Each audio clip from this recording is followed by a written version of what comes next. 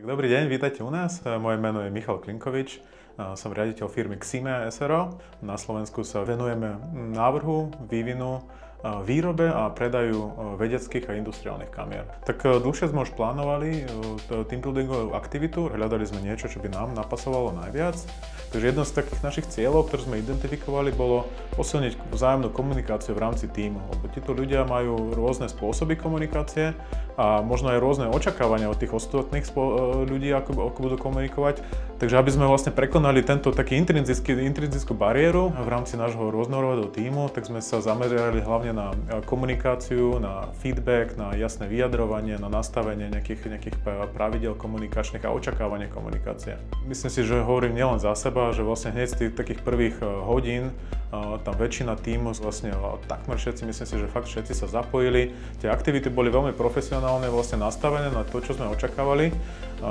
Vymyslím si teraz, že keby napríklad sme očakávali zlepšenie komunikácie a bola by tam nastavená aktivita prechádzka v lese, tak asi by tam nebol ani ten engagement, ani zapojenie tých ľudí, ani naplnenie našich očakávaní. Tieto aktivity, čo tu boli predstavené v rámci tohto team buildingu, boli fakt kreatívne. Akože osobne som sa s nimi ešte nestretol predtým. Boli tam použité moderné technológie, virtuálna realita, ale zároveň sa to veľmi príjemne striedalo s tým, že mali niektoré aktivity vonku, v exteriéri, takže nebolo to všetko na jeden spôsob. Vedeli sme sa aj v rámci dňa, aj v rámci tých 2 dní tak prestriedať rôzne typy z rôznych pohľadov. Aj také nejaké klasické komunikačné aktivity, aj kde sme vlastne viac menej len stáli a komunikovali, takže ten fokus bol na tú komunikáciu. Aj také, kde sme sa zapojili a behali sme tam po lúke a snažili sa odkomunikovať jeden druhému so zavretými očami, čo vlastne chceme. Alebo potom sa to završilo celkom takou zaujímavou aktivitou, kde sme použili tie najnovšie technológie, virtuálna realita, kde tam človek chodil s tými okuliármi a snažil sa niečo spraviť a ostatní ľudia nevideli, čo sa robí, čo ten človek konkrétne vidí a snažili sa mu vysvetliť vlastne nejaké napomôcky. Takže taká rôznorodosť aktivít mňa osobne veľmi prekvapila a naplnila. Tak ťažko povedať, či sme konkrétne nejaký projekt kvôli tomu zvládli a tak ďalej. Sú to predsa len také soft skilly, ktoré sme sa naučili. Myslím si, že pre nás ako kolektív to bolo veľmi prínosné, že sme si vlastne uvedomili tú komplexitu. Veľa ľudí pochopilo, že ten jediný spôsob alebo to hlavné, ako dosiahnuť ten výsledok, je to, aby sme si udržiavali a zlepšili tú komunikáciu popri tom.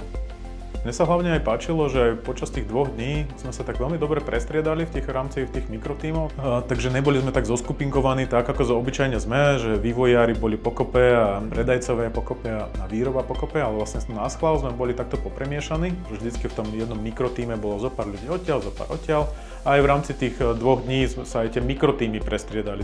A z druhej strany mi prinieslo osobne aj tá samotná komunikácia s tými ľuďmi, že s niektorými kolegami komunikujem častejšie, s niektorými menej, s niektorými mám nejaké úlohy, ktoré riešim na každodennej báze, s niektorými sa možno aj týždne nerozprávam, lebo riešim diametrálne iné veci.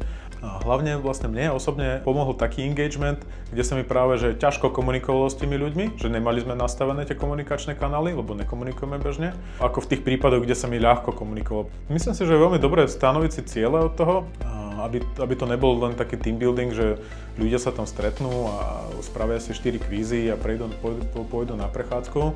Myslím si, že je dobré si uvedomiť, že do určitej miery je to ako keby aj pracovná náplň, že my sme tam všetci došli kvôli tomu, aby sme svoje soft skilly niekde posunuli dopredu. A samozrejme treba si uvedomiť, že vlastne aké sú také nejaké hlavné ciele, ktoré momentálne pociťujú, ktoré z tých soft skillov sa dajú zlepšiť a potom samozrejme na základe toho vybrať si ten program, aby sa to nerobilo na poslednú chvíľu, aby tam boli vlastne tie jasné ciele stanovené a podľa toho aj konať.